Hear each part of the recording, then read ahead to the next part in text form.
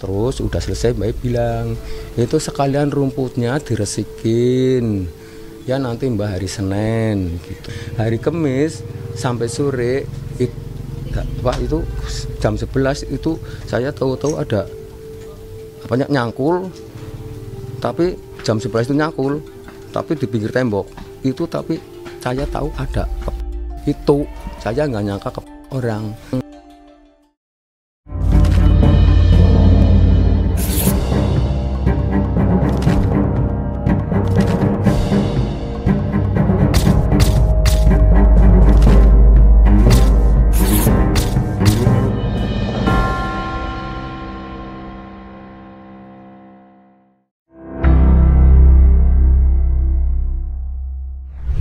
Hubungan kakak beradik yang harmonis, saling tolong-menolong dan menghargai satu sama lain merupakan sesuatu yang sangat diinginkan oleh para orang tua. Akan tetapi, impian orang tua yang seperti ini jarang terjadi dalam kehidupan sehari-hari. Banyak saudara kandung yang mengalami percekcokan dan pertikaian di dalam rumah, seperti yang dialami oleh anak-anak Mbah Misem. Mbah Misem adalah seorang janda tua berusia 76 tahun. Wanita ini hidup bersama anak-anaknya di sebuah rumah yang sangat sederhana. Tempat tinggal Mbah Misem dan anak-anaknya ada di wilayah Grumbul Karanggandul, Desa Pasinggangan, Kabupaten Banyumas, Provinsi Jawa Tengah. Setelah sang suami pergi untuk selama-lamanya, Mbah Misem tinggal bersama dengan putra dan putrinya. Anak pertama dan anak kedua Mbah Misem sudah menikah dan tetap tinggal bersama di rumah itu. Anak pertamanya bernama Supratno alias Ratno dan anak keduanya bernama Saminah. Awalnya, Ratno tinggal di rumah Mbah Misem bersama istri dan anak perempuannya yang bernama Vivin. Akan tetapi, pria ini kemudian berpisah dengan sang istri tanpa sebab yang jelas. Kemudian Ratno dan putrinya tinggal di rumah Mbah Misem dengan saudara kandungnya.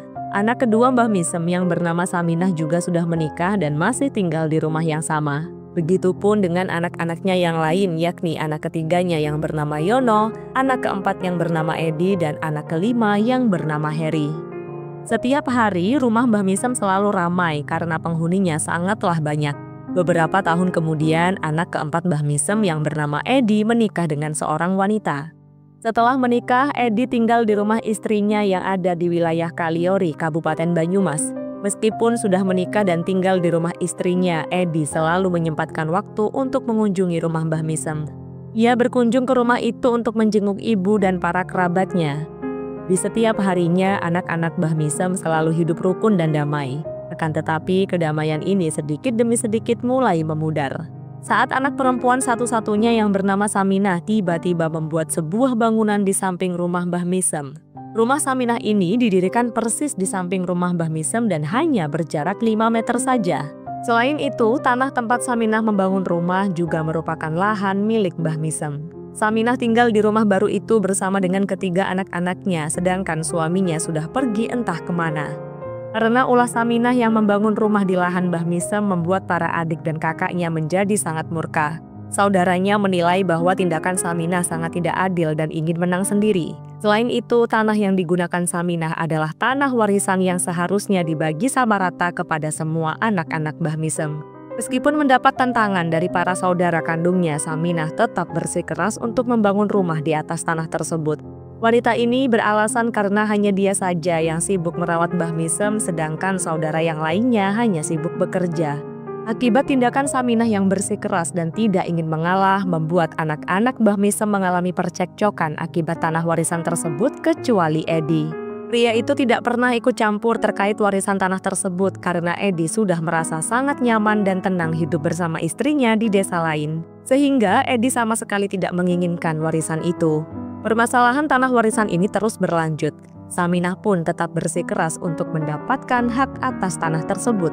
Karena merasa lelah mendengar anak-anaknya yang terus-menerus bertengkar, Mbah Misem kemudian mencoba untuk merundingkan masalah tanah warisan tersebut. Namun, percobaan penyelesaian yang telah dilakukan ternyata hanya sia-sia. Masalah perebutan tanah warisan terus berlanjut sampai semua anak-anak Saminah tumbuh dewasa. Ketika anak-anak Saminah sudah tumbuh dewasa, mereka mulai mengerti permasalahan yang menjadi perpecahan di dalam keluarga besarnya. Kedua anak laki-laki Saminah menjadi sangat kesal dengan semua anak-anak Mbah Misem. Mereka tidak terima karena sang ibu selalu saja disudutkan oleh keluarganya sendiri. Sampai suatu hari datanglah pihak bank untuk mengukur luas tanah Mbah Misem. Kejadian ini pun membuat Saminah dan anak-anaknya merasa semakin kesal. Keluarga Saminah menduga bahwa ketiga saudara Saminah berniat untuk menjual tanah milik Mbah Misem kepada pihak bank tanpa persetujuan Saminah.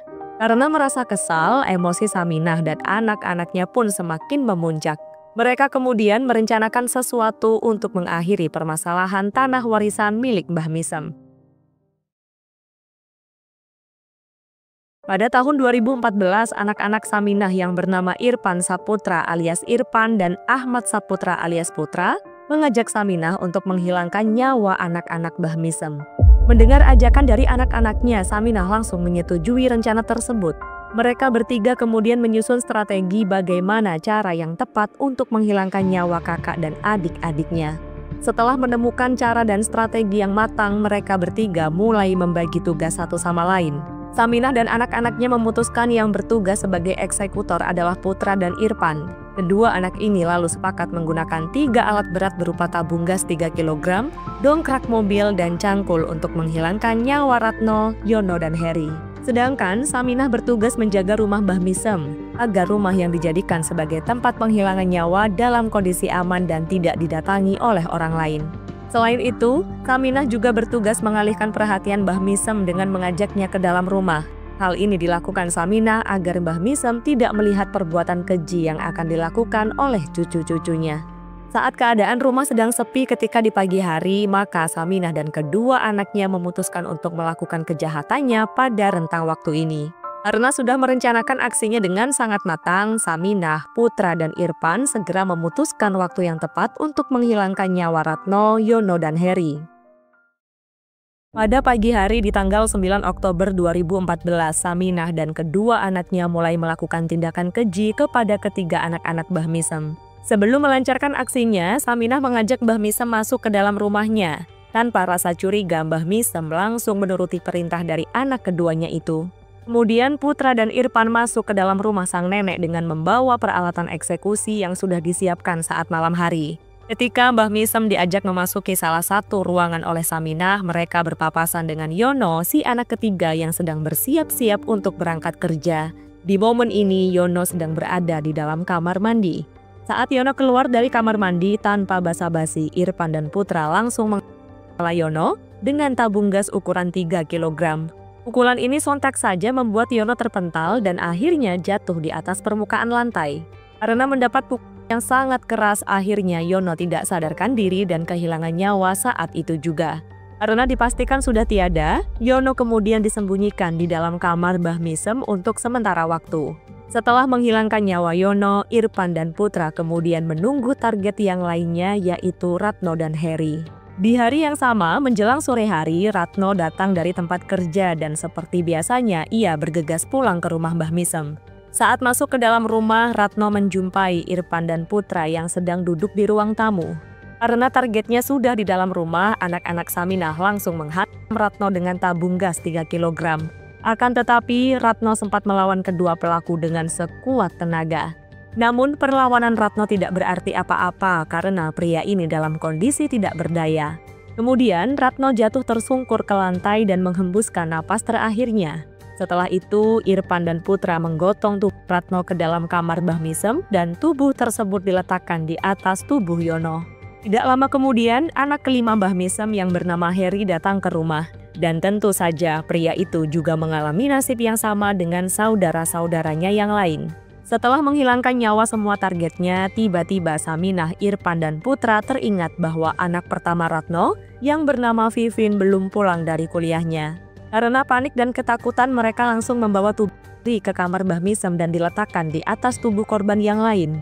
Setelah semua peralatan dan bekas kejahatan mereka dibersihkan, Saminah kemudian mengambil handphone Ratno dan mengirimkan pesan kepada Vivin. Isi pesannya adalah sebuah perintah untuk Vivin agar tidak pulang ke rumah terlebih dahulu. Akan tetapi, pesan yang dikirimkan tidak terbaca oleh Vivin. Menjelang malam hari, Vivin tiba-tiba pulang ke rumah Mbah Misem.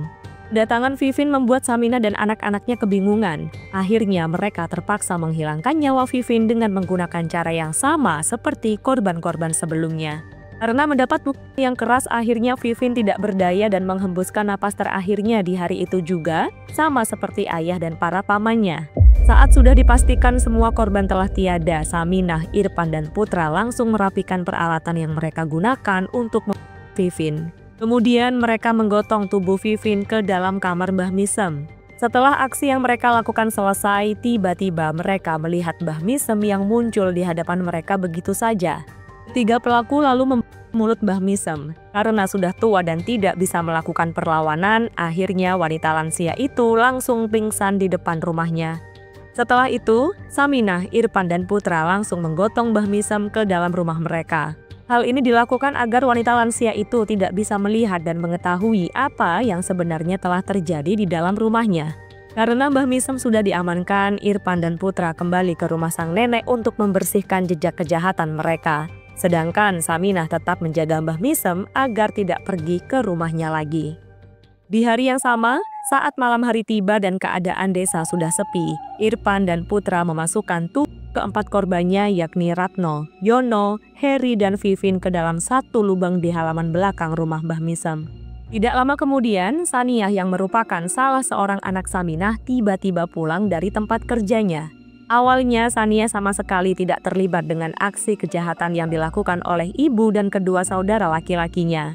Akan tetapi saat masuk ke dalam rumah, Saminah menjelaskan kepada Saniah tentang kejahatannya yang baru saja dilakukan bersama Irfan dan Putra.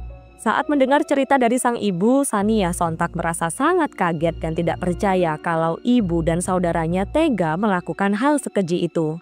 Saniah merasa ketakutan dan mengaku tidak ingin terlibat dengan kejahatan yang sudah dilakukan oleh Saminah dan kedua saudara laki-lakinya. Akan tetapi Saniah setuju untuk tetap diam dan tidak melaporkan kejadian itu kepada orang lain. Karena semua sudah beres dan jejak kejahatan yang ada di dalam rumah Mbah Misem sudah dihilangkan, rencana yang sudah disusun jauh-jauh hari sebelum aksi tersebut berhasil dilakukan pada hari dan tanggal yang sama. Setelah menyembunyikan tubuh korban, Irfan dan Putra mulai membereskan semua barang-barang milik Ratno, Yono, Heri, dan Vivin. Rencananya mereka ingin membuat rekayasa seolah-olah semua anak-anak dan satu cucu perempuan Mbah Misem pergi merantau keluar kota. Saat Irfan dan Putra membereskan barang-barang para korban, Mbah Misem masih ditahan di dalam rumah Saminah. Kebetulan pada hari itu Mbah Misem sedang sakit, sehingga Saminah meminta Mbah Misem untuk tetap tinggal di dalam rumahnya sampai benar-benar sembuh. Beberapa minggu kemudian, Mbah Misem sudah sembuh dan jejak kejahatan di rumahnya sudah dibereskan. Akhirnya Saminah mengizinkan Mbah Misem untuk pulang ke rumahnya. Sesampainya di rumah, Mbah Misem langsung melakukan aktivitas seperti biasanya. Keadaan di rumah wanita ini pada saat itu sudah sangat kosong. Mbah Misem mengira semua anak-anaknya sudah berangkat kerja. Akan tetapi setelah beberapa hari kemudian, karena anak-anaknya tidak ada yang pulang, Mbah Misem mulai merasa ada yang aneh. Kemudian wanita ini bertanya kepada Saminah tentang keberadaan anak-anaknya. Saat ditanya oleh ibunya, Saminah kemudian menjelaskan bahwa Ratno, Yono, Heri, dan juga Vivin sudah pergi merantau ke Jakarta karena ada pekerjaan di sana. Mendengar informasi dari Saminah, Mbah Misem langsung percaya begitu saja. Selang beberapa waktu, karena para korban menghilang tanpa kabar, akhirnya membuat orang-orang di sekitar bertanya-tanya tentang kemana perginya mereka. Beberapa bulan kemudian, anak keempat Mbah Misem yang bernama Edi juga merasa heran. Karena merasa curiga, Edi kemudian bertanya kepada Saminah tentang keberadaan semua saudaranya. Saminah pun mengatakan hal yang sama, bahwa semua anak-anak Mbah Misem pergi merantau ke Jakarta. Awalnya Edi tidak curiga kepada Saminah meski Edi sudah mengetahui bahwa semua saudara laki-lakinya sama sekali tidak akur dengan Saminah. Akan tetapi Edi mulai merasa curiga karena dia mengira tidak mungkin semua kakak dan adiknya pergi merantau secara bersamaan. Kecurigaan Edi membawanya ke kampus Vivin untuk bertanya tentang keberadaan gadis tersebut. Ternyata pihak kampus dan teman-teman Vivin mengatakan kalau Vivin sudah lama tidak masuk kuliah. Dari sini Edi merasa sangat khawatir dan mengira ada sesuatu yang aneh. Kemudian Edi melaporkan kejanggalan ini kepada pihak kepolisian. Akan tetapi polisi tidak berhasil menemukan keberadaan saudara-saudara Edi. Setelah 5 bulan berlalu, Ratno, Yono, Heri, dan Vivin menghilang begitu saja dan semua pihak keluarganya telah pasrah. Edi pun hanya bisa berharap yang terbaik untuk mereka semua. Beberapa bulan berlalu menjelang Idul Fitri, Mbah Misem sangat bersemangat membuat hidangan lebaran yang enak untuk anak-anak dan cucunya. Mbah Misem berharap bahwa semua anak-anak dan cucunya bisa pulang ke rumahnya. Akan tetapi saat tiba di hari lebaran, semua anak-anak Mbah Misem dan Vivin tidak kunjung datang ke rumahnya. Tentu saja Mbah Misem merasa sangat sedih dan bertanya-tanya apakah ada kesalahan yang sudah dia lakukan, sehingga anak-anak dan cucunya tidak kunjung pulang. Sudah bertahun-tahun anak-anaknya menghilang tanpa kabar. Mbah Misem pun menjadi sangat kebingungan dan merasa cemas. Wanita ini selalu menanyakan keberadaan dan keadaan Ratno, Yono, Heri, dan Vivin. Di tengah-tengah kebingungan ibunya, Edi selalu meluangkan waktu untuk menjenguk Mbah Misem dan menenangkannya. Edi berharap Mbah Misem bisa menerima kenyataan kalau semua saudara dan keponakannya sudah menghilang tanpa kabar. Setelah 5 tahun para korban menghilang tepat pada tanggal 22 Agustus tahun 2019, Mbah Misem menyuruh seseorang yang bernama Rasman untuk membereskan kayu bakar dan membersihkan rumput di halaman belakang rumahnya. Saat membersihkan rumput di lahan belakang rumah Mbah Misem, Rasman mencangkul sebuah gundukan tanah. Saat mencangkul tanah, alat cangkul Rasman mengenai tulang. Rasman awalnya mengira bahwa itu adalah sebuah makam bayi. Pria ini pun bertanya-tanya siapakah yang mengubur bayi di dalam tanah sedangkan Mbah Misem tidak memiliki bayi. Kemudian Rasman berpendapat apakah itu tubuh anak Mbah Misem. Karena setelah hajatan di rumah Rasman, Heri tidak pernah kelihatan dan ia juga tidak pernah tahu keberadaan pria itu ada di mana. Karena merasa aneh, Rasman tidak melanjutkan cangkulannya. Setelah membersihkan rumput, dia melaporkan temuannya kepada Mbah Misem. Sekitar setelah maghrib, Rasman pergi ke rumah seorang pria yang akrab disapa Pak Bau yang tidak jauh dari rumahnya. Sesampainya di rumah Pak Bau, Rasman kemudian dimintai keterangan tentang temuan kerangka yang ada di lahan belakang rumah Mbah Misem. Rasman kemudian berkata, "Ya benar, tadi saya menemukan kerangka, tapi saya tidak sempat melapor karena saya terburu-buru, karena ternak saya tidak ada yang ngurus." Betul-betul dari awal saya tuh beresin suluh, ya, beresin suluh bakar. Itu Mbak, ya wong punya Mbak, tanah juga punya Mbak, yang suruh Mbak. Udah beresin suluh, ngumpulin suluh, hanya beresin, udah selesai. Udah selesai itu sudah selesai saya tumpuk, itu masih di belakang Mas. Terus udah selesai Mbak bilang, itu sekalian rumputnya diresikin.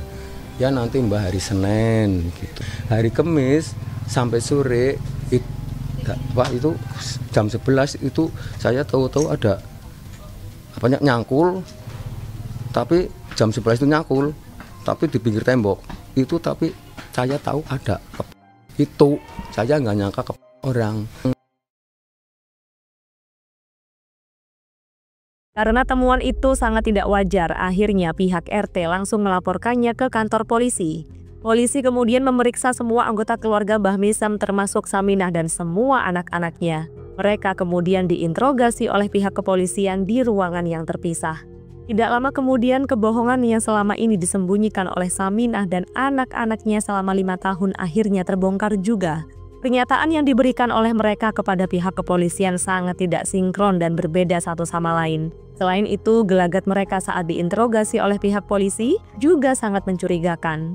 Akhirnya polisi menetapkan Saminah, Irfan, Putra, dan Sania sebagai tersangka penghilangan nyawa terhadap Ratno, Yono, Heri, dan Vivin. Akibat ulahnya ini, Saminah, Irfan, dan Putra dikenakan sanksi hukuman penjara seumur hidup, sedangkan Sania hanya dikenakan hukuman penjara 1 tahun 6 bulan.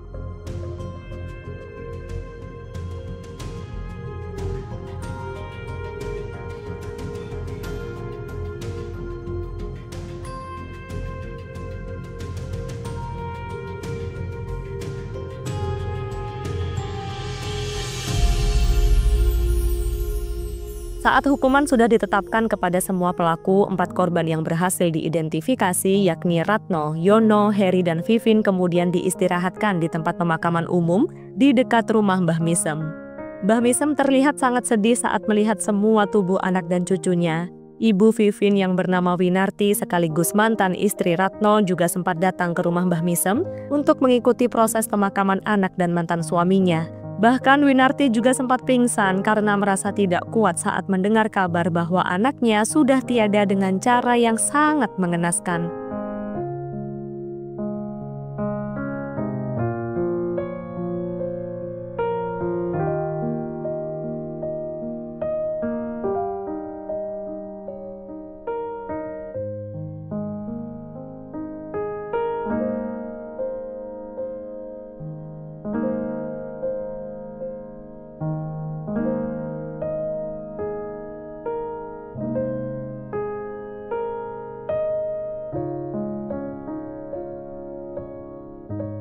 Harta merupakan salah satu masalah yang sangat sensitif di dalam keluarga. Keegoisan dan keserakahan membuat orang-orang gelap mata dan akhirnya melakukan tindakan yang sangat merugikan. Semoga dari kisah keluarga Mbah Misem kita semua bisa mengambil pelajaran dari apa yang sudah terjadi. Saya Mei, sampai jumpa di kasus berikutnya.